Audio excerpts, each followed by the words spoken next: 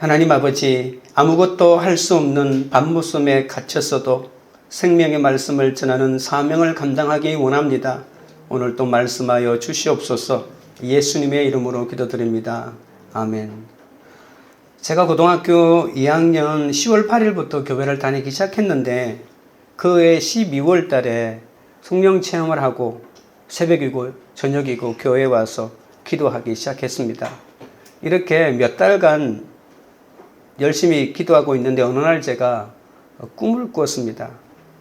자정에서 새벽을 향해 가고 있는 한밤중에 제가 자전거를 타고 교회를 가고 있었는데 제가 새벽 교회를 갈 때 늘 오래된 자전거를 타고 교회를 갔거든요. 자전거를 타면 한 5분 정도 거리인데요. 마을 중간으로 들어갔다가 위쪽으로 난 큰 길을 쭉 따라가면 교회가 나오고 있는데 그런데 갑자기 앞을 분간할 수 없는 흑암이 덮쳐왔습니다. 그러면서 그 큰 길로 가지 않고 완전히 옆에 있는 길로 갔는데 그 포장되어 있지 않는 그 흙길이라 바위가 돌이 엄청나게 많아가지고 그래서 혼자 힘으로는 자전거 페달을 밟을 수 없는데 갑자기 담임 목사님의 목소리, 그때 할아버지 목사님이셨는데 그분의 목소리가 들리는 거예요. 그분이 오른쪽 왼쪽 오른쪽 왼쪽 이것만 계속 반복하는 거예요. 그래서 저는 앞을 볼 수 없으니까 고개를 밑으로 숙이고 핸들을 잡고 오른쪽 하면 오른쪽 왼쪽 오른쪽 왼쪽 이렇게 밤새도록 느낌으로 밤새도록 그렇게 자전거를 타고 갔는데 얼마나 갔는지 모르는데 자전거가 이제 교회 앞에 도착을 한 거예요. 완전히 엉뚱한 길로 가서 교회에 도착했는데 그래서 땀을 흘리고 이제 땀을 닦고 서쪽을 바라보는데 엄청나게 큰 보름달이 이제 서산에서 지려고 딱 이렇게 있더라고요. 그런데 제가 그 모습을 그 어린 나이에 꾸고 난 다음에 지금까지도 그 꿈을 잊지 못하고 생생하게 기억하고 있습니다.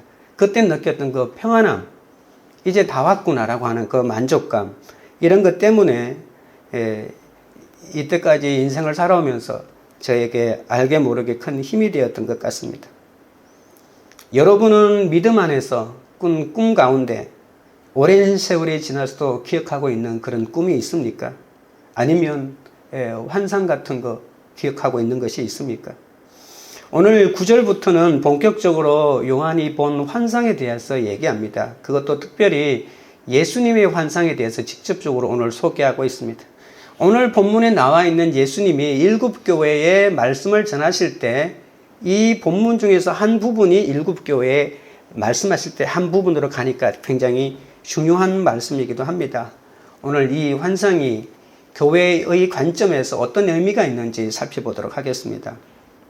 첫째로 교회가 그 사명을 다하려면 예수의 환난에 동참해야 합니다.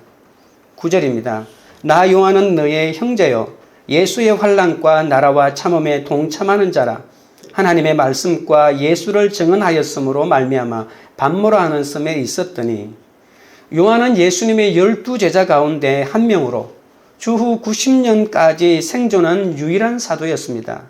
하지만 그는 사도의 권위와 특권을 내세우지 않고 자신을 이방인 공동체의 형제로 여깁니다. 그래서 나 요한은 너의 형제요 라고 이렇게 말합니다. 차별이 있을 수밖에 없는 세상이고 차별이 있는 것이 너무나도 당연한 지금으로부터 2000년 전 상황인데 그 세상에서 예수 안에 거하는 그리스도 공동체는 이 예수님의 사랑을 가지고 모든 이 차별의 장벽을 허물고 하나가 되었던 것이죠. 이런 형제의식이 있었기 때문에 지중해 연안에서 기독교가 그렇게 빠르게 전파될 수 있었던 것입니다. 예수 안에서 모든 형제 자매라고 하는 그 당시 신분사회를 뚫고 들어가는 이러한 역사가 있었던 것이죠. 우리 공동체도 다른 날은 몰라도 주일에 이렇게 일주일 만에 만나서 서로를 보면 동지 석 달에 꽃 본 듯이 이렇게 반갑게 맞이했으면 좋겠습니다. 하나님의 말씀과 예수를 증언한 사도 요한은 로마 황제 도미티아누스 때 밤모섬에 유배되었습니다. 밤모섬은 남북의 길이가 16km, 동서의 길이가 9km 정도 되는 황량한 바위섬으로 덮여 있습니다. 죄수들의 유배지로 유명했습니다. 배를 타고 몇십 시간을 가야만이 겨우 도착하는 곳인데 지금 우리가 밤모섬에 간다면 기가 막힌 풍경의 주중회를 즐기면서 아름다운 이 관광의 마음으로 갈 수 있겠지만 그때는 한번 들어가면 죽었어야 나올 수 있는 그런 곳이었기 때문에 철저히 세상으로부터 고립된 그런 곳이었습니다. 요한은 노령의 몸으로 이 밤모섬에 있는 채석장에서 노역하면서 예수님의 환난과 나라와 참음에 동참하는 것이 무엇인지를 오늘 보여주고 있는 것이죠. 오늘 이 밤모섬에서 이 주님을 만나고 환상을 보고 요한계시록을 기록했던 것이죠. 요한은 평생을 주를 위해 살지 않았습니까? 내가 보고 들은 것은 어찌 전하지 않을 수 있느냐면서 목숨을 걸고 주님의 이름을 전한 사도입니다. 다른 사도들은 복음을 전하고 순교를 당했지만 주님은 어찌된 일인지 이 사도 요한은 순교도 시키지 않고 끝까지 살아남아서 계속해서 그 어려운 일들을 당하게 하거든요. 자신과 늘 비교되었던 베드로는 한 60년대 초반에 네로의 박해 때 로마에서 순교당하지 않았습니까? 그런데 자신은 지금 네로보다 더 악독한 도미티아누스 황제의 전무후무한 박해를 지금 견뎌내고 있는 것이죠. 그는 어찌 보면 유배지의 철썩이는 파도를 보고 인생 무상에 사로잡혔을 법하지 않습니까? 그러면서 하나님을 원망할 수도 있었는데 원망하기는커녕 오히려 하나님을 찬양하고 있는 이 사도 요한의 모습을 볼 수 있습니다. 요한은 제가 방금 말했던 것 같이 자신을 예수 안에서 환난과 인내에 동참하는 자라고 소개합니다. 여러분은 여러분 자신을 누구라고 소개합니까? 예수의 환난과 나라와 참음은 예수 안에 있는 환난과 나라와 참음이란 그런 뜻입니다. 우리가 예수 안에 있다는 것은 인내한다는 말과 똑같습니다. 그리스도인입니까? 라고 하는 말은 지금 인내하고 있습니까? 라고 하는 것과 마찬가지거든요. 그리스도인 가운데 가장 중요한 성품은 바로 인내인데, 참음인데, 이것을 빼버리면 아무것도 남아있는 것이 없죠. 사도 바울이 로마서 8장에도 소망이란 무엇인가라고 이렇게 정의하면서 소망이란 인내하는 것이다. 참는 것이다. 보이지 않는 것을 참는 것이다. 보는 것을 누가 못 참겠느냐. 보이지 않는 것을 참는 것이 진짜 인내다라고 말하면서 그리스도인의 신앙의 진수를 설명할 때 이 인내를 빼고는 절대로 설명할 수 없는 것이죠. 예수를 믿기 때문에 아무리 삶에 환난이 오더라도 하나님 나라를 위해서 잘진을 절제하고 견딘다는 것이죠. 영적 진실성의 결론은 인내입니다. 내가 얼마나 진실한 그리스도 성도인가? 내가 얼마만큼 인내하는가? 내 옆에서 나를 인내하지 못하게 하는 사람이 얼마나 많은가? 내가 참을 수 없게 만드는 환경이 얼마나 많은가는 전혀 중요하지 않습니다. 그런 사람들, 그런 환경이 아무리 있음에도 불구하고 나는 얼마만큼 인내하는가가 중요한 것이죠. 맡은 자에게 구할 것은 충성밖에 없다고 하지 않았습니까? 이 충성이 가능하려면 인내가 없이는 절대로 충성이 불가능합니다. 하나님의 사람에게 요구되는 것은 인내밖에 없습니다. 인내야말로 요한계시록에서 가장 중요한 단어이기도 합니다. 사람은 내가 잘못해서 당하는 환난은 어쩔 수 없이 견디지 않습니까? 그러나 요한계시록은 내 죄로 인한 환난을 말하고 있지 않습니다. 예수님의 환난을, 예수님 때문에 나는 아무 잘못이 없는데 그냥 예수님 때문에 예수님을 정언하고 예수님을 믿기 때문에 오는 환난, 이 환난을 내가 인내로서 견뎌내야 하는 것이죠. 이 말은 내 삶에 예수의 흔적이 있어야 된다는 말입니다. 지금 당하고 있는 환난이 예수님을 바라보면서 참는 환난입니까? 아니면 내가 야망을 품기 때문에 성공하려고 발버둥을 치면 생기는 그런 환난입니까? 구절을 다시 보십시오. 환난, 나라, 참음이라는 세 단어가 나란히 있죠. 하나님의 나라가 중심에 있습니다. 하나님의 나라 앞과 뒤에 환난과 참음이라는 단어가 마치 감싸고 있는 것 같습니다. 환난과 참음은 하나님 나라에 필연적으로 동반하는 것입니다. 요한은 성도들이 이런 하나님 나라에 동참한 자들이라고 하면서 고난 중에 있는 성도들을 격려하고 있는 것입니다. 하나님 나라는 당연히 환난과 이 환난에 걸맞는 인내, 참음이라고 하는 것이 같이 병행되는 것이니까 이상한 일 당하는 것이 아니라고 말하고 있는 것이죠. 요한계시록의 말씀을 하나님 나라를 이 땅에 온전히 누리기 위해 이런 환난과 인내를 더욱 잘 받아들이도록 우리 마음에 준비시키고 있다는 것입니다.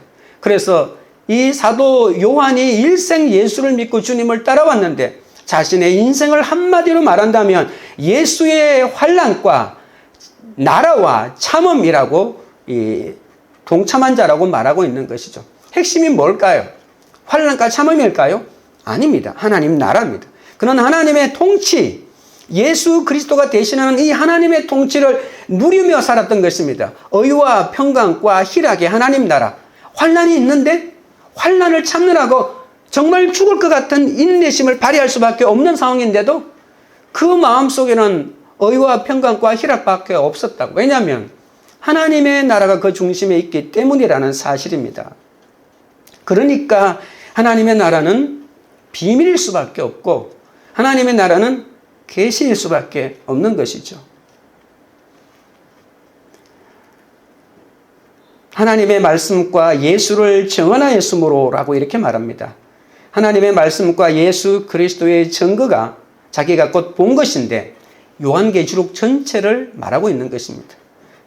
요한은 반모라고 하는 섬에서 이 요한계시록을 기록하면서 말세의 마지막을 살아가는 2000년 후인 우리를 바라보면서 이 말씀을 반드시 기록할 수밖에 없다고 생각했던 것이죠. 어쩌면 요한계시록의 성경에 기록되어 있지 않고도 하나의 완벽한 하나님의 계시로 마감할 수 있었을까요? 만약에 요한계시록이 없었다면 이 정말 예수님이 왔지만 예수님의 재림이라고 하는 이 계시의 가장 큰 이 마무리, 완성이 뭔가 허전하지 않았을까요? 그래서 요한계시록을 통해서 이 예수님의 계시를 일단락지은 위대한 공헌이 요한에게 있는 것이죠. 예수님의 산상수훈의 팔복을 말씀하시면서 팔복이 끝나고 난 다음에 그 다음에 5장 11절 12절에 이렇게 말합니다. 나로 말미암아 너희를 욕하고 박해하고 거짓으로 너희를 거슬러 모든 악한 말을 할 때에는 너희에게 복이 있나니 기뻐하고 즐거워하라. 하늘에서 너희의 상이 큼이라. 너희 전에 있던 선지자들도 이같이 박해하였느니라. 나로 말미암아라고 말합니다. 예수님으로 말미암아 욕과 박해를 당하는 것은 내 인생이 저주받았기 때문이 아니라 당연히 하나님의 뜻이라고 하는 것입니다. 스데반처럼 폴리캅처럼 나를 죽이려는 사람들 앞에서도 기뻐하고 즐거워해야 한다는 것입니다. 내가 믿음 때문에 핍박당할 때 즐거워하는 것, 이것이 천국이고 이것이 부활입니다. 천국이 뭐지? 박해하는 상황에서도 기뻐하고 즐거워할 수 있어야 한다는 것이죠.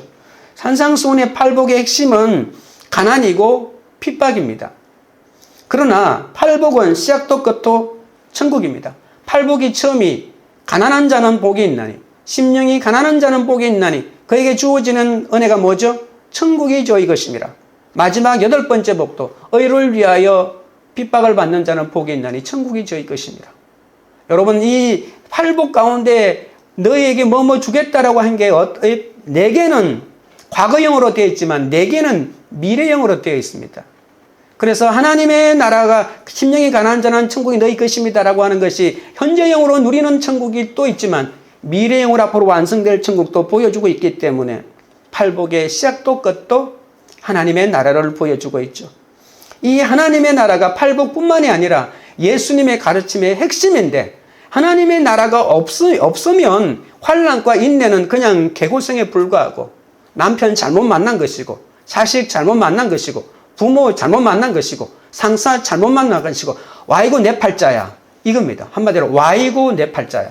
그러나 예수 그리스도를 믿고 하나님 나라의 관점으로 본다면 어떤 환난과 어떤 참음도 하나님의 나라 천국을 보여주는 것이 된다는 것이죠.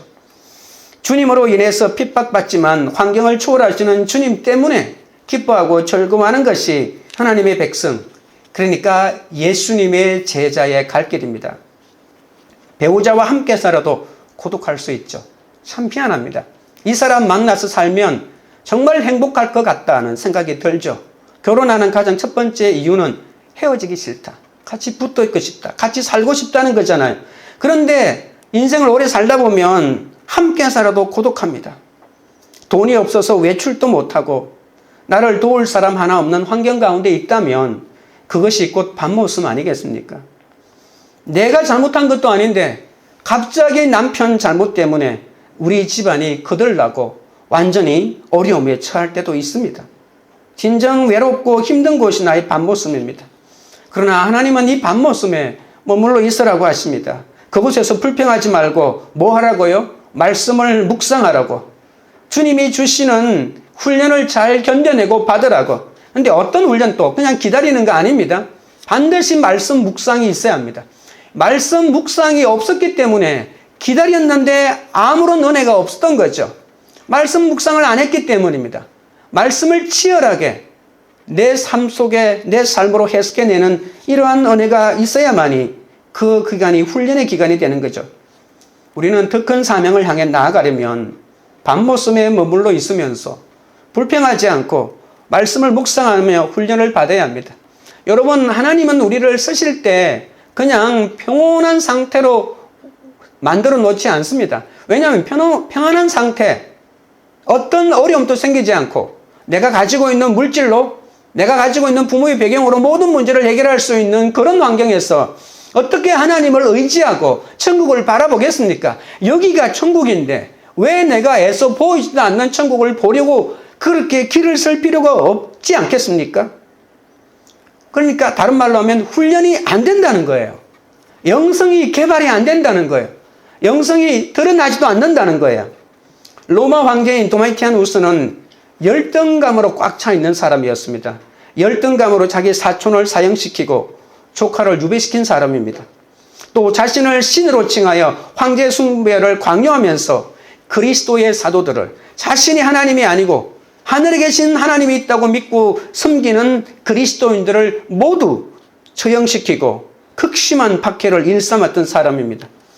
여러분, 도미티아누스가 그때 80년대, 90년대만 있었나요? 지금 내 옆에 도미티아누스가 있습니다. 여러분 집에도 있죠? 각 집안마다 도미티아누스가 있습니다. 열등감으로 사로잡혀 있는 그 한 사람 때문에 우리 인생이 얼마나 힘든지 모릅니다. 부모 노릇이 이렇게 힘들고 자식 노릇이 이렇게 힘들고 아내 노릇, 남편 노릇이 이렇게 힘들다는 겁니다. 막강한 권력을 가지고도 그 도미티아누스는 자신 속에 놓인 이 열등감을 해결하지 못해서 수많은 사람을 괴롭히고 죽이고 박해를 했던 것입니다. 다시 한번 말합니다. 우리 인생에도 이런 도미티아누스 같은 사람이 있습니다. 그 사람이 나를 반모라고 하는 섬으로 집어던져서 꼼짝 못하게 만들어 줄 때가 있다는 것입니다. 돈과 권세를 가지고도 해결되지 않는 그 열등감 때문에 남을 덜덜 볶는다는 것입니다. 처음부터 예수님의 환난을 받는 사람은 없습니다. 처음에는 나의 환난으로 시작합니다. 내 환난입니다. 그냥 지질이 복도 없는 것 같은 남편 때문에, 아내 때문에, 자식 때문에, 부모 때문에 내 환난에 시작하는데 이 밤모섬에 갇혀가지고 계속 말씀을 묵상하다 보니까 이것은 내 환난이 아니고 예수님의 환난으로 성화되는 그 카이로스의 지점이 있다는 것입니다. 여기까지 갈 때까지 훈련을 받아야 합니다. 그래서 이것은 내 환난이 아니다. 이것은 내 잘못 때문에 그렇다라고 하면서 이 사건을 전혀 완전히 180도로 보게 되는 것이죠. 이 사람 때문에 예수를 온전히 발견하게 되고 이 사람 때문에 내 사명을 발견했으니까 그 사람은 내가 미워해야 될 사람이 아니고 고마워해야 될 사람이라고 그 사람을 보는 관점이 바뀌게 되는 것입니다. 그 환난 가운데 말씀을 깨닫고 그럴 때 예수님의 환난으로 바뀌는 것입니다. 말씀을 보면서 밤모섬에 잘 갇혀 있다 보면 나를 그곳에 가둔 도미티아누스가 이해하게 됩니다. 그러면서 그가 불쌍히 여겨집니다. 그를 사랑하시는 하나님의 마음으로 그를 보게 되고 그가 하나님의 은혜가 필요한 존재라는 것을 뼈저리게 느끼게 되고 그의 이름을 부르고 눈물로 기도하게 되는 것이죠. 그가 전혀 바뀌지 않아도 나의 환난이 예수의 환난으로 바뀌면 어떤 환경에 있든지 천국을 누리게 되는 것입니다. 나의 최종 도착지가 천국이라면 7, 80년의 유배 생활도 잠시 잠깐 아닐까요? 10절입니다. 주의 날에 내가 성령에 감동되어 내 뒤에서 나는 나팔소리 같은 큰 음성을 들으니 주의 날에 요한은 뒤에서 나는 나팔 소리 같은 주의 음성을 듣습니다. 그리고 성령이 감동되어라고 하는 말은 성령 안에서라고 하는 말입니다. 요한계시록 말씀은 성령 안에서 주어졌습니다. 요한계시록은 성령의 충만한 역사 가운데 주어진 계시입니다. 그래서 성경 66권 가운데 가장 많이 성령이라고 하는 단어가 들어간 곳이 사도행전이고 49번 들어와 있습니다. 우리말 성경으로 기준으로 했을 때 누가복음에는 16번, 그리고 세 번째로 많은 것이 요한계시록 무려 13번이나 성령이라고 하는 말이 들어갑니다. 말씀이 들리지 않으면 내게 온 환난이 내 죄로 인한 결과인지 아니면 예수님으로 인한 것인지 분간할 수가 없습니다. 주의 날에 그 말씀이 들렸다고 하지 않습니까? 주의 날은 어떤 날일까요? 주일을 말합니다. 주일에 예배드리는 것이 꼭 필요한가라고 말할지 모르지만 주일을 잘 지키는 것이 내 환난이 예수님의 환난으로 바뀌는 지름길입니다. 여러분, 요한계시록이 왜 이렇게 성령이 많을까요? 성령이 많다는 것은 이 요한계시록이 회개의 말씀이라는 것입니다. 사람을 살려내는 그 말씀이라는 것입니다. 마지막 심판의 말씀이 아닙니다. 복음의 말씀을 종말의 관점으로 해석해서 새롭게 적용하는 말씀입니다. 요한계시록이야말로 사람을 살려내는, 이 요한계시록의 마지막에 무조건 심판하여 완전히 썰어버릴 사람으로 세상을 보지 않고 마지막 대추수 때가 있다고 말하는 것이 이 요한계시록입니다. 이 세상에 대추수 때가 온다는 것입니다. 왜 대추수 때가 올까요? 성령이 그냥 모든 출력을 다 발휘해서 모든 하나님의 사람들에게 이 사람들을 구원할 이 마음을 주기 때문에 이 추수 때 나설 사람이 준비되어 있어야 한다는 것입니다. 그래서 7교회에게 너희들이 그러면 안 돼. 이 약점은 고치고 이 약점을 고치고 이 약점을 고치고 모든 약점을 갖추고 내가 레디고 할 때까지 기다리고 있으라고. 그러면 놀라운 성령이 너에게 임하면 어떤 환난 가운데서도 죽어가는 사람들을 구출해내라고 이렇게 말씀하고 있지 않습니까?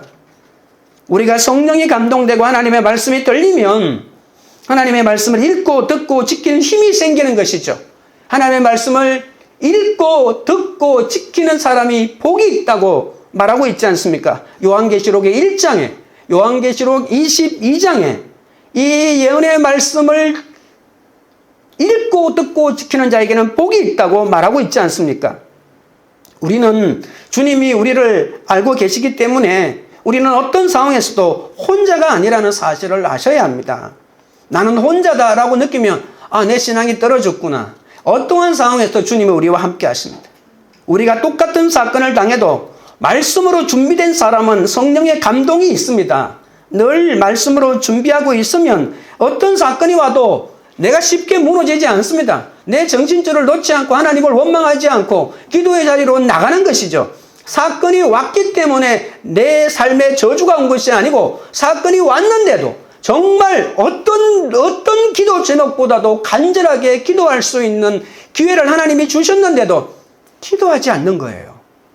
그러면 끝장나는 거예요. 기도는 하나님과의 친밀한 교제 속으로 들어가는 거거든요. 자식에게 있어서 부모의 문제, 부모에게 있어서 자식의 문제만큼 피눈물 나게 기도할 수 있는 기도의 자리가 있을까요? 기도하라고. 이때까지 기도 많이 했지만 더 정말 자식의 문제를 가지고 기도하라고 하나님이 그러한 일들을 만들어 놓은 지금이야말로 기도하여 하나님의 존재 앞으로 깊숙하게 들어갈 그 때인데 그 때를 놓치면 안 됩니다.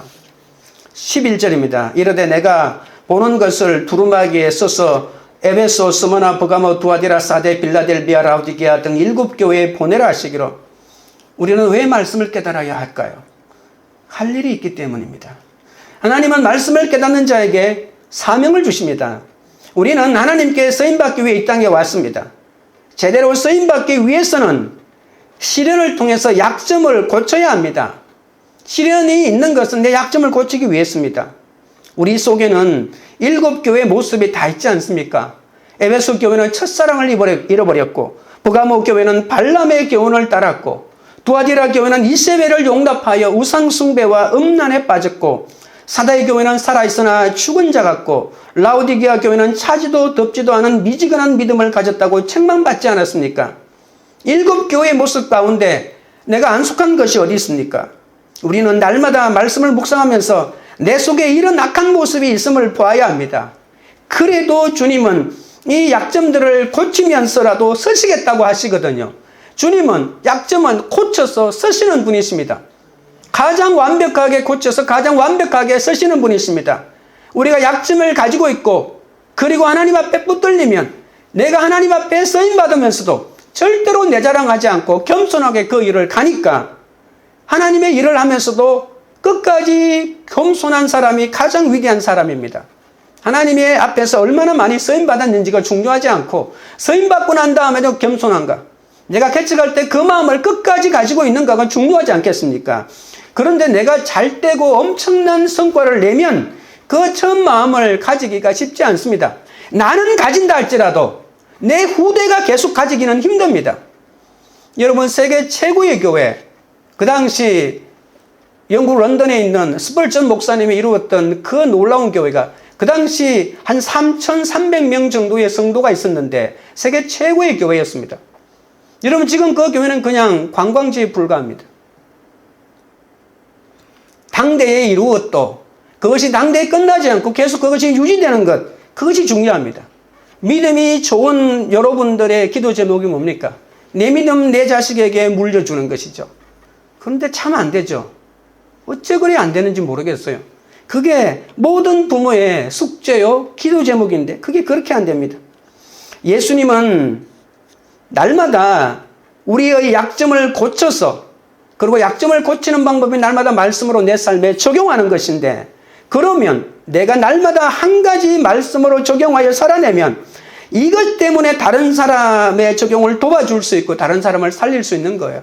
내가 말씀을 지식으로 깨달아가지고 그거 가르쳐서 그 사람이 깨달아나는 게 아니라 내가 이 말씀을 이런 상황에서 내가 적용했는데 내가 살아났다. 그러면 여러분, 내 전공 분야와 똑같은 사람, 나와 똑같은 고난당하는 그 사람에게 가면 됩니다. 그래서 그 사람에게 그 사람하고 똑같은 상황에서 내가 어떻게 했는지를 말해주고 얘기해주면 그것이 그 사람에게 은혜가 된다고.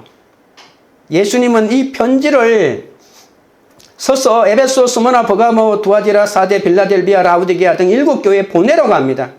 요한은 7교회 독자들에게 성령 안에서 받은 환상의 계시를 기록하여 알리는 것이죠. 여러분의 적용을, 여러분의 묵상을, 큐티를 기록하십시오. 그리고 그것을 알려주십시오. 그것이 편지 아니겠습니까? 우리 수준에 7교회에 보내라고 하면 그것 아니겠습니까? 나와 똑같은 다양한 방법의 고난을 당하는 자에게 내가 처해 있던 그 고난에서 이겨냈던 그 방법을 알려주는 것 아니겠습니까? 요한계시록에 예언이라고 하는 말이 9번이나 나옵니다. 이 예언이라고 하는 말씀의 특징은 선포되어야 한다는 것입니다. 정언되어야 한다는 말입니다. 우리는 어떤 상황이라 할지라도 요한처럼 밤모섬에 갇혀도 말씀을 붙잡고 예수를 정언함으로 예수의 환난과 나라와 참음에 동참해야 합니다. 두려워하지 마십시오. 우리 주님이 우리 뒤에 계십니다. 우리 뒤에 나팔 소리 같은 음성으로 주님의 음성을 들려주고 있지 않습니까? 안 들리십니까? 들으셔야 합니다. 우리 뒤에 나팔 소리 같은 어마어마한 뇌성으로 끊임없이 두려워하지 말고 앞으로 나가라고 소리치고 계시지 않습니까? 여러분, 그 소리를 듣고 믿음의 행진을 계속하시기 바랍니다. 적용 질문 드립니다. 나는 지금 어떤 밤모섬에 갇혀 있습니까? 나를 괴롭게 하는 내 곁에 도미티아누스는 누구입니까? 나의 환난이 예수님의 환난으로 바뀌기까지 나의 밤모섬에서 인내하며 주님의 말씀을 정언하고 있습니까?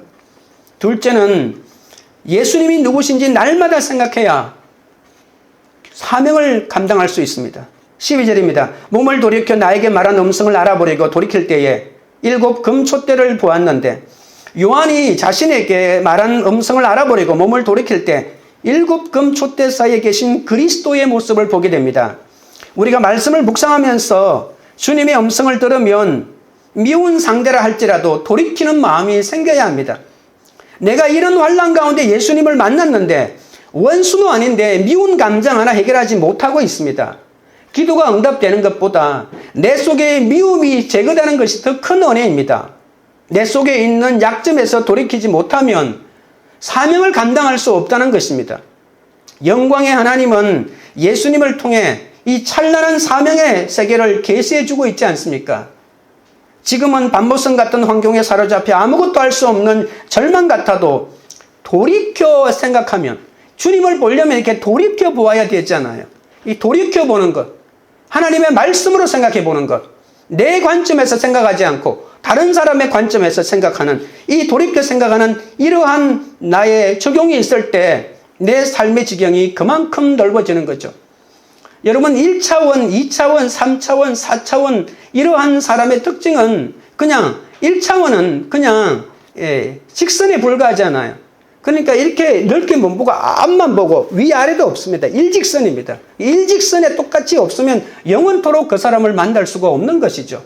2차원은 그냥 평면이잖아요. 조금이라도 위에 있으면 그 사람 볼 수가 없는 거예요. 그리고 3차원은 평면이고요. 여러분, 3차원은 다 우리가 다 본다고 하는 것 같은데, 여러분, 1000년 전에 이 자리에 누가 있었는지 아실 수 있습니까?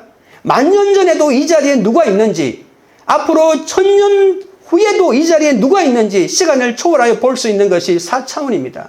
그러니까 우리는 이러한 예수님 그리스도 안에서 새롭게 만났을 때 사람을 다르게 볼 수 있는 영역이 생긴다는 거예요. 그러니까 내가 보는 이 방면만이 저 사람을 제대로 본 것이라고 절대로 장담하지 마십시오. 내가 판단하는 내 판단력에 저 사람을 다 판단했다고 생각하지 마십시오. 그러면 섣부로 내 판단력으로 다른 사람을 판단하면 오해가 생기는 것이죠. 우리가 이러한 성령 안에서 다른 사람을 보려고 하는 새로운 눈이 우리 가운데 열려야만 내 지경이 넓어지는 것이죠. 요한은 이 개인의 사명을 넘어 교회의 사명까지 보았던 것이죠. 오늘 이 본문은 개인의 사명에서 출발해서 이 교회의 사명으로까지 나아가야 합니다. 우리는 늘 성공을 생각하고 부유해지기를 갈망하지만 주님 안에 있는 사람은 생각이 달라져야 하지 않겠습니까? 우리는 예수님이 누구신지 제대로 알아야 사명이 생기는 겁니다. 예수님이 누구시지? 예수님이 누구시지? 그냥 말씀만 배우니까 예수님이 누구신지 모르니까 나한테 사건이 일어나는 거예요. 그러면 말씀으로 그 사건을 해석하면서 계속해서 나에게 왜 이런 불행한 일이 일어났지라고 시작해서 이것을 말씀으로 해석해내는 순간 우리는 예수님을 새롭게 보게 되는 것입니다. 13절입니다.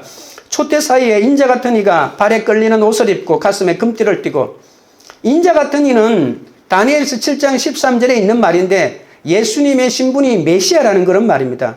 발에 끌리는 옷을 입고 가슴에 금띠를 띠는 것은 구약의 제사장이 입는 옷입니다. 예수님이 제사장이 입는 옷을 입고 나타나신 것은 예수님이 제사장 역할을 하시는구나, 이렇게 이해하시면 됩니다. 환상으로 나타나신 주님은 마치 대제사장의 긴 옷을 입고 7교회 사이에 계신 왕같은 존재로 나타나셨습니다. 주님은 내가 죽을 지경일 때 나와 같은 입장이 되어주셔서 나를 위해 기도해 주시는 분이십니다. 예수님은 중보자이십니다.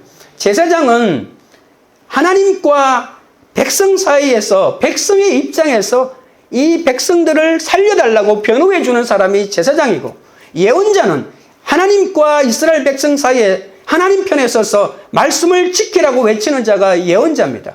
예수님이 제사장이라고 하는 것은 이 사람을 살려주십시오, 이 사람을 다시 살려주십시오, 이렇게 끊임없이 중보하고 보살펴주고 간청하는 이 사역을 지금 예수님이 하고 있다는 사실입니다. 이 땅에 흠도 많고 연약한 교회지만 주님은 우리의 대제사장이 되어서 교회를 위해서 끊임없이 기도해 주시면서 약점을 고쳐라, 이것만 고치면 돼, 이렇게 말하고 있지 않습니까? 우리 개인에게도 마찬가지입니다.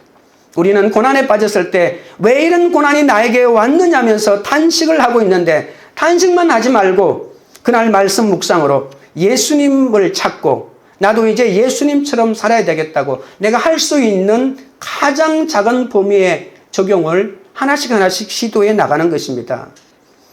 내 고난에만 빠져있지 말고 주위에 나와 같은 고통당하는 자가 없는지. 여러분, 사람은 내가 당하는 고통이 제일 큰 것 같아. 다른 사람의 암 사건보다도 내가 가지는 작은 감기 몸살이 더 크게 느껴지는 것이 인간이긴 하지만, 그러나 내 고난에만 빠져있지 말고 주위에 나와 같은 고통당하는 자, 내 눈에 들어오지 않는 고통당하는 자가 없는지를 살피는 마음이 바로 제사장의 마음입니다. 그래서 그에게 가서 하나님의 마음을 위로해 줄 수 있어야 되잖아요.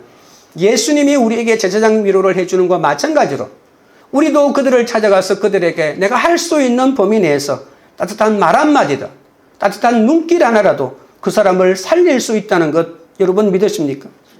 14절입니다. 그의 머리와 털의 희귀가 흰 양털 같고 눈 같으며 그의 눈은 불꽃 같고. 다니엘서 7장 9절에 다니엘이 하나님의 모습을 표현할 때 그 옷은 희귀가 눈 같고 그 머리털은 깨끗한 양의 털 같고라고 표현했습니다. 그러니 예수님이 하나님이란 그런 뜻이겠죠. 그 머리와 털이 양털같이 희다는 것은 예수님이 순수하심과 완전하심을 말하는 것입니다. 예수님은 가장 완전하시고 가장 순수하신 분이십니다. 주님은 또한 불꽃 같은 눈으로 만물을 꿰뚫어 보시면서 감찰하고 계십니다. 세상을 심판하시는 분이시라는 뜻도 되겠죠.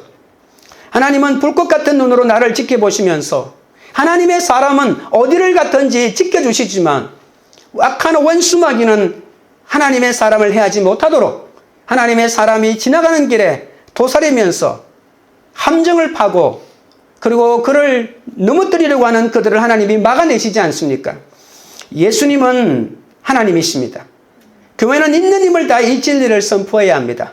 그리고 예수님은 우리를 지켜주시는 분이시다. 우리의 구원자다라고 하는 것을 선포해야 합니다. 하나님과 동등하신 예수님은 메시아로서 이 땅에 오셔서 하나님 나라를 세우시고 하나님의 뜻을 가장 완벽하게 이루어 내시지 않았습니까? 그뿐만 아니라 제사장으로서 국률과 사랑으로 지금도 하늘 성전에서 하나님 보호자 우편에서 우리를 위해서 중보하고 계시지 않습니까? 15절입니다. 그의 발은 풀무불에 단련한 빛난 주석 같고 그의 음성은 많은 물소리와 같으며. 이제 요한은 주님의 발이 풀무불에 단련한 빛난 주석 같다고 합니다. 그리스도의 영광과 능력을 강조한 것이죠. 그런데 하필 발을 이 합금으로 만들어진 이 쉽게 부러지지 않는 단단한 주석으로 만들어져 있다고 말합니다. 요한계시록에 나타나신 예수님의 발은 십자가에 달려 못자국 난 그 발이 아닙니다. 주님은 이제 온 열방으로 다니시면서 지치지 않는 청동 같은 발을 가지신 위대하신 분이십니다. 아니 가시는 곳이 없고 못 가는 곳이 없으신 그런 발을 가지신 분이십니다. 우리가 어떻게 우리가 열방으로 가고 우리가 어떻게 변방으로 가냐고요? 주님의 발을 가지는 것입니다. 풀무불에 단련한 빛난 주석 같은 주님이 밤모섬에 갇혀 예수의 환난과 나라와 참음에 동참하는 성도를 보고 돕고자 오시는 것입니다. 우리의 신앙도 이제 발이 아프다는 핑계로 멈추어서는 안 됩니다. 우리가 언제 우리 발을 가지고 나선 적이 있습니까? 나는 내 발을 가지고, 나는 내 손을 가지고, 나는 내 눈을 가지고, 나는 내 돈을 가지고 선교하러 나갔다고 말할 수 있는 사람이 누구입니까? 그 돈이 누구 돈인데? 그 건강이 누구 건강인데? 나의 믿음을 행동으로 옮기며 섬김과 봉사와 선교의 삶을 살아야 합니다. 많은 물소리 같다는 말은 에스겔 43장 2절에 하나님의 음성은 많은 물소리 같고라고 했으니까 물소리는 하나님의 말씀입니다. 하나님의 음성입니다. 주님의 음성에는 하나님의 위엄과 권위가 들어가 있습니다. 주님은 풀무불에 단련한 빛난 주석 같은 발로 복음을 전하면서 땅 끝까지 내려간 고난의 사건 속에서도 많은 물소리처럼 쏟아지는 위대한 말씀의 능력을 우리 가운데 주셨습니다. 16절입니다. 그의 오른손에 7별이 있고 그의 입에서 좌우에 날성금이 나오고 그 얼굴은 해가 힘있게 비치는 것 같더라. 오른손에 7별을 붙잡고 계시다고 합니다. 7별은 7교회의 사자라고 했습니다. 사자라고 하는 말은 영어로 번역하면 그냥 천사입니다. 아무리 7천사라도 천사가 무슨 능력이 있습니까? 여러분, 이 본문에서 중요한 것은 천사가 중요한 것이 아니라 하나님의 권능이 오른손으로 붙잡고 있다는 것이 더 중요합니다. 교회의 능력은 건물의 크기에 있는 것이 아니고 재정 능력도 아니고 성도의 숫자도 아닙니다. 하나님의 손이 붙잡고 있느냐 없느냐의 문제에 달려 있습니다. 우리가 형편없는 수준의 신앙이라도 우리 가정의 사역자로 세워주셨다는 믿음을 여러분 고백하십니까? 하나님은 나를 우리 가정의 예배자로 세웠다는 것입니다. 예배를 인도할 수 있어야 합니다. 적어도 내 가정의 예배는 내가 책임져야 합니다. 유대인들은 결혼할 때 남자는 예배를 인도할 수 있는 능력을 갖추어야 하고 여자는 자녀들에게 적어도 하나님의 말씀인 토라를 가르칠 수 있을 정도가 되어야 한다고 합니다.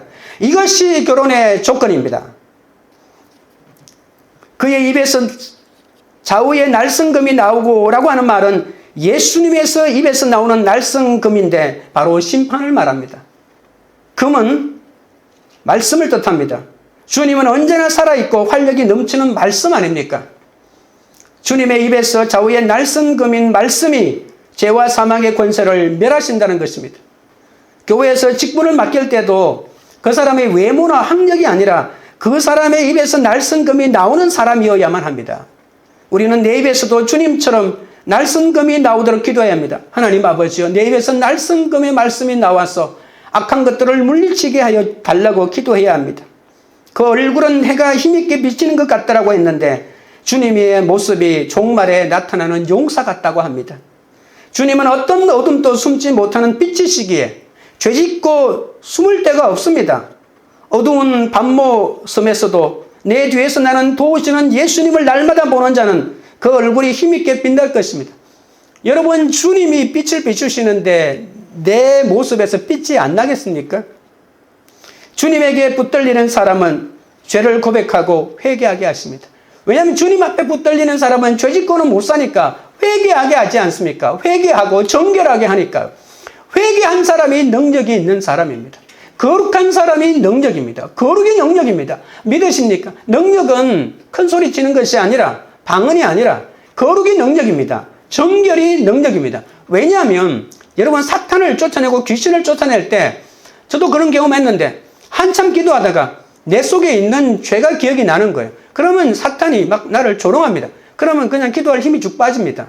체력이 빠지는 것이 아니라 내 속에 다시 가서 따로 가서 회개하고 나서 또 그냥 기도를 해야지. 그래서 내 속에 있는 숨겨놓은 죄를 가지고는 사탄을 대적할 수가 없습니다.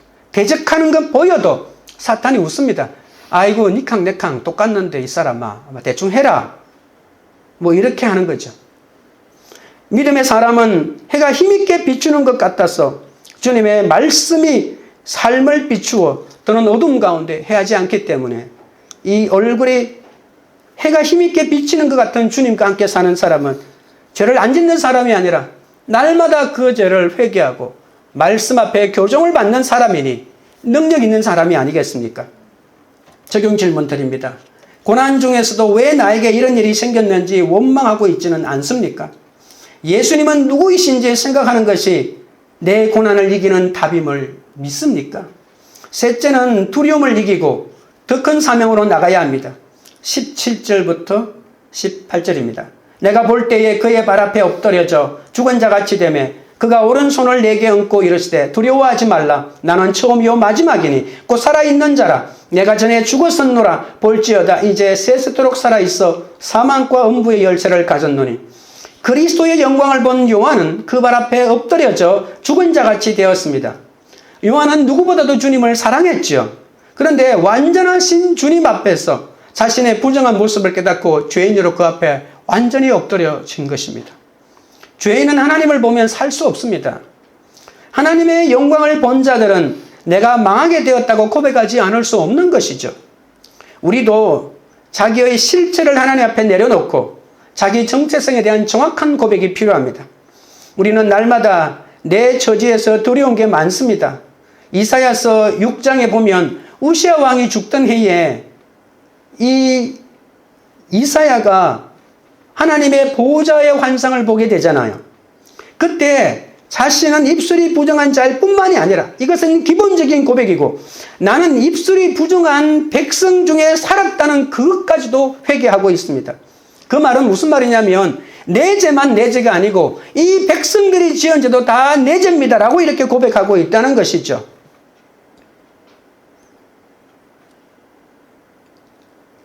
우리는 이것이 정말 안 됩니다. 백성과 같은 죄인의 정체성을 가지고 하나님 앞에 엎드리는 거죠. 이게 제사장의 영성입니다. 여러분, 제사장은 백성의 죄, 하나님 저 사람이 죄를 지었습니다라고 말하지 않고 우리가 죄를 지었습니다라고 이렇게 하나님 앞에 나가는 존재입니다. 그래서 백성의 죄를 내 죄처럼 인식하고 나가는 존재이죠. 여러분, 모세를 기억해 보십시오. 모세가 금송아지 만들고 하나님이 저놈들을 내가 다 썰어버리겠다. 저놈들을 썰어버리고 내가 네 자녀를 통해서 내가 다시 내 백성을 만들겠다라고 하니까 모세가 안 된다고 말했죠. 저 백성을 죽이려거든 나부터 죽이십시오라고 하지 않았습니까? 이 모세가 바로 이 제사장의 전형을 보여주고 있는 것이죠. 우리는 남편의 죄가 내 죄이고 아내의 죄가 내 죄이고 자녀의 죄가 내 죄이다라고 이렇게 말하면 죽은 자처럼 엎드려야 하는데 펄쩍 뛰고 택도 없는 소리 말라고 합니다. 어떻게 네 죄가 내 죄고 네 죄는 네 죄고 나는 죄가 없고 내 죄마저도 네 때문에 생긴 죄라고 이렇게 말합니다. 내 죄도 아내 죄고 내 죄는 자식 탓이라고 할 때가 너무 많다는 것입니다. 내 남편이 구원 못 받아도 애통이 없고 내 자녀가 구원을 못 받아도 애통이 없습니다. 그들의 죄를 내 죄로 여기며 엎드려지기가 정말 어렵습니다. 우리는 모두 부끄러움이 많은 사람들일 뿐입니다. 오늘 이 17절에 하나님 앞에 엎드려져 하나님이 두려워 말라라고 이렇게 세우는 이 경지까지 가려면 내 주위에 있는 사람들의 죄가 내 죄라고 하는 인식이 있어야만 해. 적어도 다른 사람이 어렵거들랑 내 가족의 죄만큼은, 내 가족의 불순종만큼은, 내 가족의 불신만큼은 내 죄라고 고백해야 되지 않겠습니까? 주님은 세상의 모든 죄를 자신의 죄로 걸머지고 십자가에 올라가지 않았습니까? 주님은 내 죄를 보고 엎드려질 때 오른손을 내게 얹고 두려워하지 말라고 하십니다.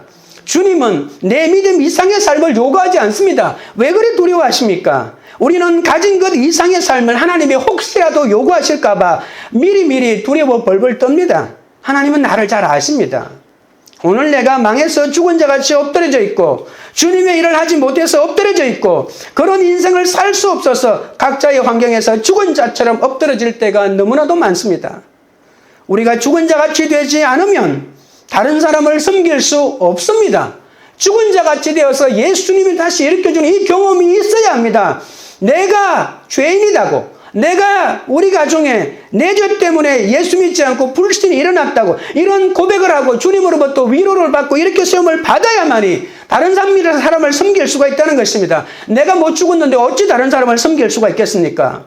오늘 내가 망해서 주님의 일을 하지 못해서 주님이 원하시는 인생을 살 수 없어서 각자의 환경에서 죽은 자처럼 엎드려져 있습니까? 내가 시작했으니 내가 끝낼 것이다. 나도 한때는 죽었다가 그러나 지금은 살아나지 않았니? 죽었다고 두려워하지 말라. 나도 죽음을 경험했단다.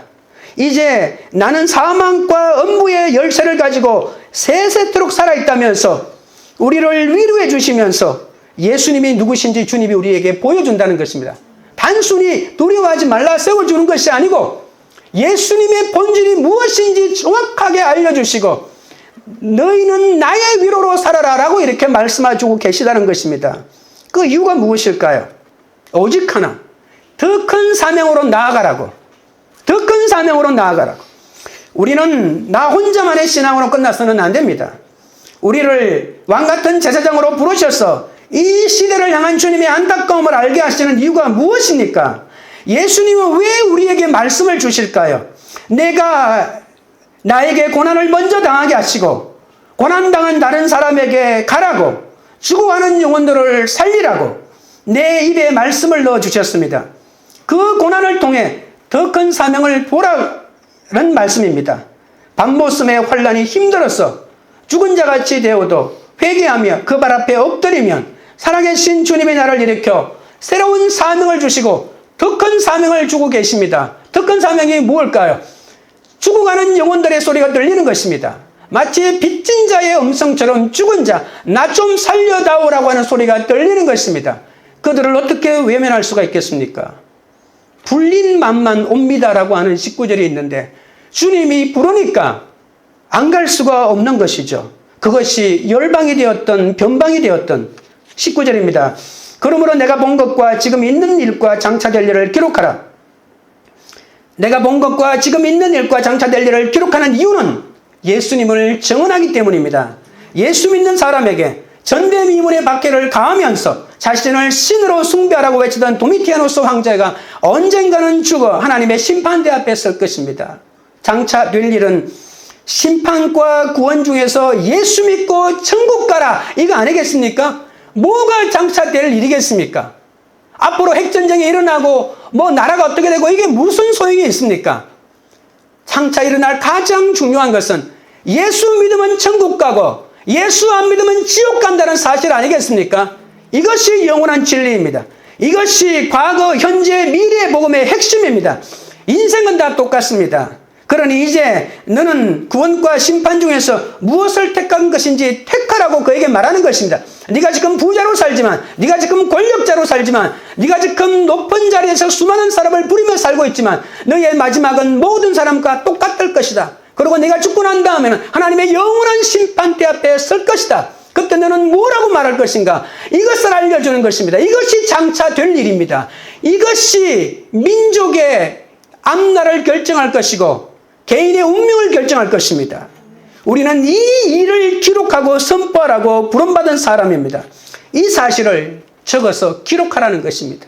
이 말씀을 듣고도 깨달아지지 않는 식구들에게 외쳐야 하고, 이 말씀을 한 번도 들어보지 못한 열방과 변방으로 나가 미전도 종족에게 예수를 전해야 할 것입니다. 20절입니다.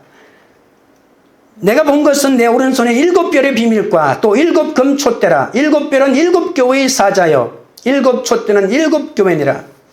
금촛대에 불을 밝혀야 별같이 빛나는데 불을 붙이는 사람, 교회의 일꾼이 있어야 합니다. 하나님이 쓰시는 사람은 초라하고 비천해 보일 수가 있습니다. 그러나 걱정하지 마십시오. 이 세상에서 가장 초라했던 사람 중에 한 사람이 바로 예수님이셨습니다. 너무나도 초라한 모습으로 이 땅에 오셨습니다. 아무도 그를 볼품없는 자로 여겼습니다. 그러나 나사렛 목수의 아들이 바로 이 땅에 구원을 베푸실 주님이셨습니다. 바리새인들은 자신과 너무나도 격이 다른 예수가 복음을 전하는 것을 오히려 수치스러워 견딜 수가 없었습니다. 그러나 하나님은 대단한 사람을 쓰지 않으십니다. 다 갖춘 사람들은 날마다 못하겠다고 핑구만 대고 있으니 하나님이 못 쓰는 겁니다. 쓰려고 해도. 하나님은 이렇게 격이 떨어지는 사람을 사용하여 당신의 말씀을 전하게 하십니다. 우리 교회는 비록 초라하나 하나님은 이런 사람들과 이런 교회를 지키시고 세상과의 전쟁에서 구원 역사의 비밀을 풀어서 해석해주는 사명을 맡기셨다는 것입니다. 칠흑같이 어두운 밤에 나 한 사람이라도 정신을 차려야 가정에 빛이 나고 교회가 살고 나라가 살지 않겠습니까? 우리는 과거를 포함한 현재일 뿐 아니라 앞으로 일어날 일들까지 기록해야 합니다. 그리고 요한은 하나님의 십자가 사건으로 말미암아 성취된 현재의 구속 사건과 재림으로 말미암아 완성될 구속 사건까지 완전히 기록하여 이것을 선포했던 것이죠. 이 모든 역사의 중심은 예수 그리스도이십니다. 요한은 환난 가운데 7별의 금촛대를 봅니다. 7 금촛대는 7 교회를 상징하고 7별은 7 교회의 천사라고 하지 않았습니까? 예수님의 피로 값주고 사신 교회이기 때문에 어떤 정금보다 귀한 이 금촛대라고 합니다. 하나님이 세워주신 이 교회는 힘과 영광이 있습니다. 별은 각 교회를 담당하는 천사들입니다. 교회의 영적 필요가 무엇인지 살피고 도와주는 존재입니다. 교회는 지상에 존재하지만 동시에 교회는 그리스도와 함께 하늘에 존재하기도 합니다. 우리 교회는 주님의 오른손에 있는 7별이 되어 한 영혼을 살릴 뿐만이 아니라 한 종족을 살리고 열방을 섬기는 더 큰 사명으로 나아가야 할 것입니다. 적용 질문 드립니다. 내가 큐티하여 깨닫고 받은 말씀을 남들에게 나누어 주라고 하나님께서 고난을 주셨음을 믿습니까? 밤하늘에 반짝이는 별처럼 변할 것 같지 않는 식구들과 이웃들이라도 예수를 전하고자 하는 사명이 있습니까? 말씀을 맺겠습니다. 교회가 사명을 감당하려면 예수의 고난에 동참해야 합니다. 내가 지금 박모섬에 갇혀 고난 속에 있다고 해도 나를 찾아주시는 주님을 바라보아야 합니다. 교회의 사명을 감당하려면 날마다 예수님이 누구신지 생각해야 합니다. 내 생각을 돌이켜 죄 사슬을 끊고 몸을 돌이켜 고정관념을 깨고 상대방의 입장에서 생각해야 합니다. 또한 두려움을 이기고 더 큰 사명으로 나아가야 합니다. 죽은 자같이 엎드려 많은 물소리 같은 주님의 음성을 들으므로 구원의 비밀을 깨달아 더 큰 사명을 향해 나가야 합니다. 내 가족과 열방의 종족들을 향해 7별과 같이 빛나는 사명자의 삶을 살아가시기 바랍니다. 우리 찬양 드리고 기도하겠습니다.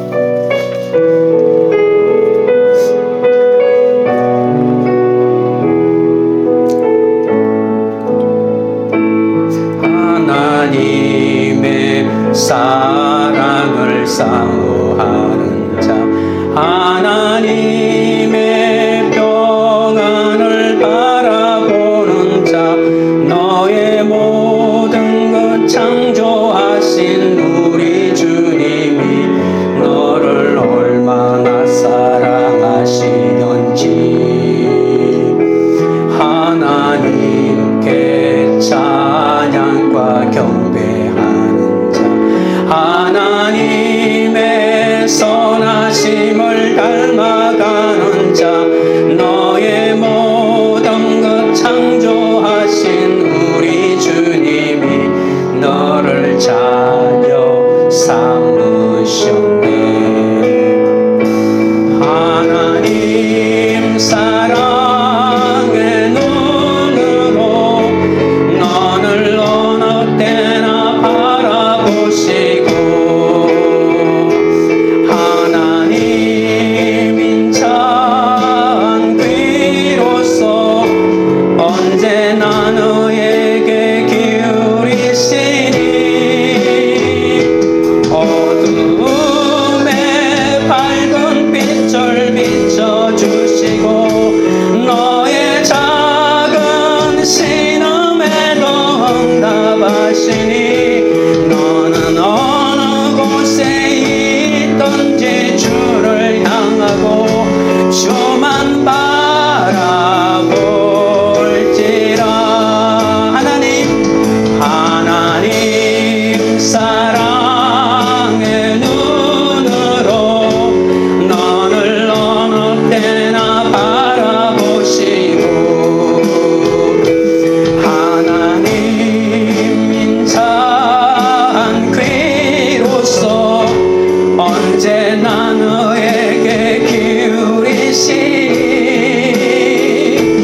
어둠의 밝은 빛을 비춰주시고 너의 작은 신음에도 응답하시니 너는 어느 곳에 있든지 주를 향하고 주만 바라볼지라. 하나님 사랑의 눈으로 하나님 사랑의 눈으로 너를 어느 때나 바라보시고 하나님 인자한 귀로서 언제나 너에게 기울이시니 어둠의 밝은 빛을 비춰주시고 너의 작은 신음에도 응답하시니 너는 어느 곳에 있든지 주를 향하고 주만 바라볼지라. 주만 바라볼지라. 주만 바라볼지라.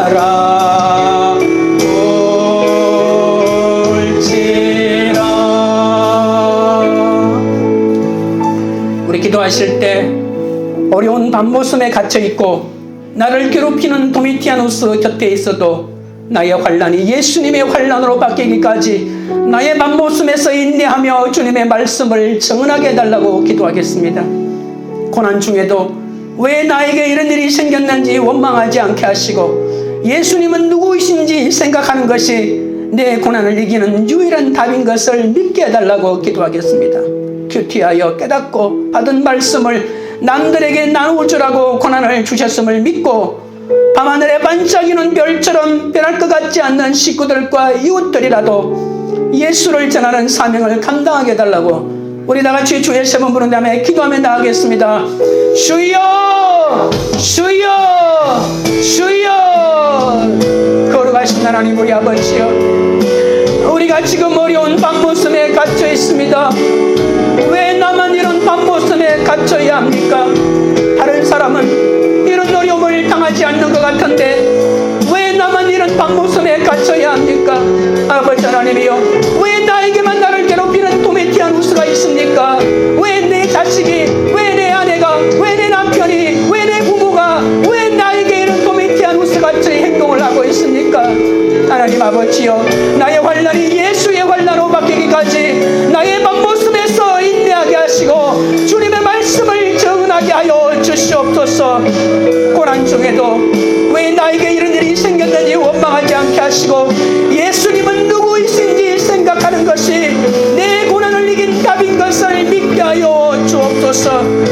교제하여 깨닫고 받은 말씀을 남들에게 나누어 주라고 권한을 주셨음을 믿습니다. 아버지 하나님이여, 밤하늘에 반짝이는 별처럼 변할 것 같지 않는 식구들을 향하여, 자식을 향하여, 아내를 향하여, 남편을 향하여, 부모를 향하여, 이웃을 향하여 예수를 전하는 그 사명을 감당할 수 있도록 아버지 하나님이여 인도하여 주시고 붙잡아 주시옵소서. 우리 아버지 하나님 인도하여 주옵소서. 주 아버지 하나님 고맙고 감사하고 찬양합니다. 아버지 하나님, 요한은 밤모섬에 갇혀도 말씀을 붙잡고 예수를 정언함으로 예수의 환난과 참음에 동참할 수 있었습니다. 하지만 나는 나의 밤모섬에 갇혀 하나님의 말씀과 예수를 정언하지 못하고 마음을 돌이켜 미워하는 사람을 용서하지도 못하고 오히려 세상 쾌락과 세상 나라와 욕심을 구하고 있사오니 불쌍히 여겨 주시옵소서. 나도 이제 예수의 환난과 나라와 참음에 동참하는 믿음을 허락하여 주옵소서. 성령에 감동되어 어두운 밤모섬에서도 주님이 내 뒤에 계심을 알고 나팔 소리 같던 주의 음성을 듣고 사명으로 나아가게 하여 주시옵소서. 예수님의 찬란한 그 빛난 얼굴을 보기 원합니다. 내 입에서도 날선 금과 같은 주님의 말씀이 나와 많은 물소리같이 흘러나오기를 원합니다. 시력 같은 밤을 밝혀주는 별이 되어 내 가족을 구원으로 이끌게 하여 주시옵소서. 내 입에서도 날선 금과 같은 주님의 말씀이 나와 아버지 하나님이여 주님의 영광과 주님의 능력이 나에게 임하여 주옵소서. 주님, 우리는 말씀을 듣고 사명을 받아도 나는 할 수 없다며 죽은 자같이 엎드려 절망할 때가 많이 있습니다.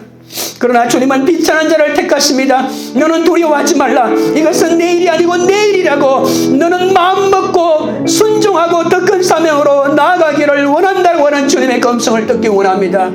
주님의 말씀에 순종하기 원하오니 우리를 붙잡아 주옵소서. 관계 우리들 교회가 아무리 꼼짝할 수 없는 밤모섬에 갇혔다 할지라도 날마다 나를 찾아오시는 예수님이 누구인지 생각하게 하옵소서.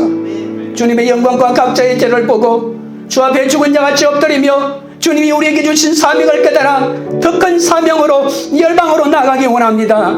주님의 오른손에 있는 7별이 되어 열방의 종족들을 살리며 나의 욕심과 야망에서 벗어나 그리스도의 계시를 정언하고 기록하여 한 영혼이라도 더 살리는 그런 교회가 되기를 원하오니 역사하여 주옵소서.